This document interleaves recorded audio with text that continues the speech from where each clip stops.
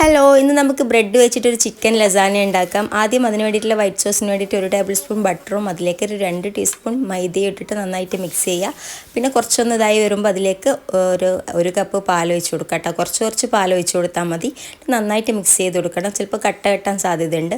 പിന്നെ അതിലേക്ക് കുറച്ച് കുരുമുളക് പൊടി, കുറച്ച് ചില്ലി ഫ്ലേക്സ്, പിന്നെ കുറച്ച് ഒറിഗാനോ ഇട്ടിട്ട് നന്നായിട്ട് മിക്സ് ചെയ്തിട്ട് ഇതൊരു സൈഡിൽ മാറ്റി വെക്കുക.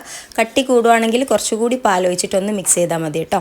ഇനി നമുക്ക് ഒരു പാനിലേക്ക് ചിക്കൻ ഫ്രൈ ചെയ്ത എണ്ണയിൽ കുറച്ച് ഉള്ളി, കുറച്ച് ഉപ്പ്, പിന്നെ കുറച്ച് വെളുത്തുള്ളി ചെറുതായിട്ട് അരിഞ്ഞത്, കുറച്ച് പച്ചമുളക്, പിന്നെ കുറച്ച് തക്കാളി ചെറുതായിട്ട് അരിഞ്ഞത്, പിന്നെ കുറച്ച് ക്യാപ്സിക്കം, പിന്നെ കുറച്ച് ചില്ലി ഫ്ലേക്സും അതുപോലെ നമ്മുടെ കുരുമുളക് പൊടിയും പിന്നെയും ഒറിഗാനോ കൂടി ഇട്ട് കൊടുക്കുന്നുണ്ട്. ഒറിഗാനോ ടേസ്റ്റ് ഇഷ്ടമില്ലാത്തവർ മസാലയിൽ ഇടേണ്ട ആവശ്യമില്ല കേട്ടോ. പിന്നെ കുറച്ച് തക്കാളി മിക്സിയിൽ അടിച്ചതും കൂടി ചേർത്തിട്ട് നന്നായിട്ടൊന്ന് വഴറ്റിയെടുക്കുക.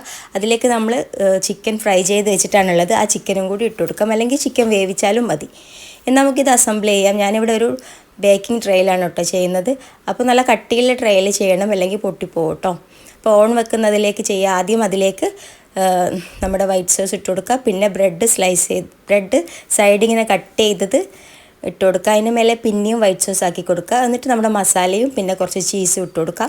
ഞാനിപ്പോൾ കുറച്ച് ചിക്കൻ ക്യൂബ്സാണ് ഇട്ട് കൊടുത്തിട്ടുള്ളത്. പിന്നെ അതിൻ്റെ മേലെ പിന്നെയും അതുപോലെ തന്നെ റിപ്പീറ്റ് ചെയ്യുക. മസാലയും അതുപോലെ ചീസും ഇട്ടിട്ട് ഇത് നമുക്കൊരു 15-20 മിനിറ്റ് ബേക്ക് ചെയ്യണം. ഞാനിപ്പോൾ സ്റ്റൗ ടോപ്പിലാണ് ബേക്ക് ചെയ്തെടുക്കുന്നത്. ഒരു 20 മിനിറ്റ് ബേക്ക് ചെയ്തെടുത്തിട്ട് കിട്ടിയിട്ടുണ്ട്. 15 മിനിറ്റ് ആയിട്ടുള്ളൂ കേട്ടോ. അപ്പോൾ മൊസറല്ല ചീസ് ആകുമ്പോൾ നന്നായിട്ട് ചീസ് മെൽട്ടായിട്ട് കിട്ടും. ഇത് ഞാൻ ചീസ് ക്യൂബ്സാണ് ഇട്ടത്. പിന്നെ കുറച്ച് വീട്ടിലുണ്ടാക്കിയ ചീസും കൂടിയാണ് കേട്ടോ ആഡ് ചെയ്തിട്ടുള്ളത്.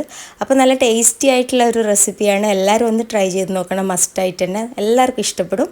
അപ്പോൾ കുട്ടികൾക്കൊക്കെ എന്തായാലും ഇഷ്ടപ്പെടും. പിന്നെ കുറച്ച് എരിവ് കുറച്ച് കുറവാണെങ്കിൽ ചില്ലി ഫ്ലേക്സിൻ്റെ അളവ് കുറച്ച് കുറച്ചാൽ മതി കേട്ടോ.